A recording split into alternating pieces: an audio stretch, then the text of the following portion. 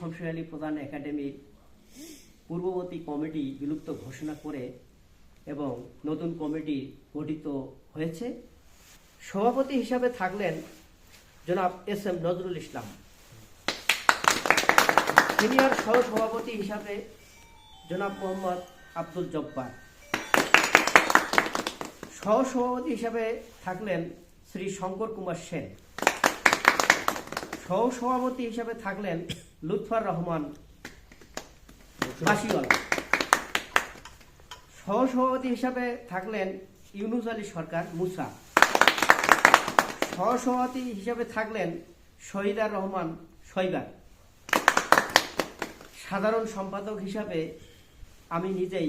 শাহিদুজ্জামান লাভলু, যুগ্ম সাধারণ সম্পাদক এবি সিদ্দিক, যুগ্ম সাধারণ সম্পাদক মোহাম্মদ মঞ্জু খান, সাংগঠনিক সম্পাদক সুশান্ত কুমার দাস, যুগ্ম সাংগঠনিক সম্পাদক আতাউর রহমান আতা বাউরা, সাংস্কৃতিক সম্পাদক মামুনুর রশিদ মামুন বড় মামুন, সহ সাংস্কৃতিক সম্পাদক সুমন রায় বাউরা, সহ সাংস্কৃতিক সম্পাদক মামুনুর রশিদ মামুন ছোট মামুন, নাট্য সম্পাদক সলাইমান আলী, কোষাধ্যক্ষ মঞ্জু খান, সহ কোষাধ্যক্ষ সুমন খান,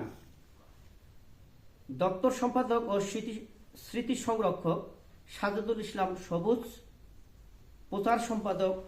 মাসুদ রানা লেবু, সহ প্রচার সম্পাদক মোস্তাফিজুর রহমান সৌরভ, সহ প্রচার সম্পাদক সীমান্ত দাস, কার্যকরী সদস্য গোপাল দাস।